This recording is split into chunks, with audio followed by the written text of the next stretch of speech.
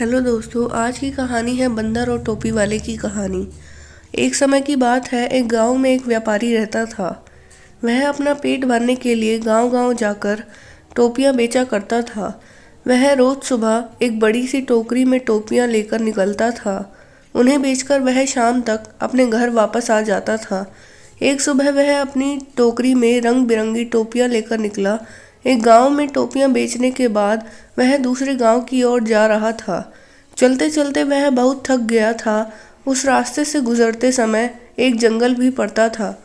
जंगल में उसे एक बरगद का पेड़ दिखाई दिया। उसने सोचा, क्यों ना पेड़ के नीचे बैठकर आराम किया जाए। व्यापारी बहुत थका हुआ था। उसने टोपियों से भरी टोकरी को नीचे रख दिया। फिर सिर से टोपी को उतारकर नीचे रखा और गले से गमछे को उतारकर जमीन पर बिछा दिया और उस पर लेट गया। उसके बाद व्यापारी गहरी नींद में सो गया। जिस पेड़ के नीचे व्यापारी सो रहा था, उसी पेड़ पर बहुत सारे बंदर रहते थे। व्यापारी के सोते ही बंदरों ने उसकी टोपी पर हमला बोल दिया। बंदरों ने रंग बिरंगी टोपियों को लेकर खेलना शुरू कर दिया। कई बंदरों ने टोपियों को हाथ में भी पकड़ रखा था। बंदरों की उछल कूद से वहां शोर हुआ तो व्यापारी की नींद खुल गई। नींद खुलते ही व्यापारी के होश उड़ गए।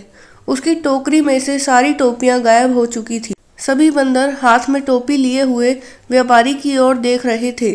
व्यापारी ने ऊपर बंदरों की ओर देखा तो उसे सब समझ आ गया। व्यापारी परेशान हो गया।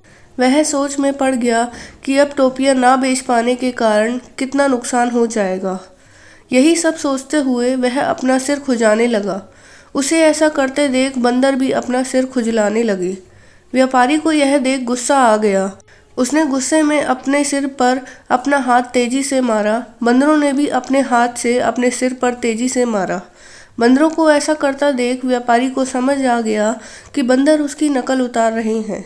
अब व्यापारी को एक तरकीब सूझी जिससे वह अपनी टोपियां वापस ले सकता था। अब उसने जिस टोपी को सोते वक्त सिर के नीचे रखा था, उसे सिर पर पहन लिया। बंदरों ने भी झट से हाथों में पकड़ी हुई टोपियां सिर पर पहन ली।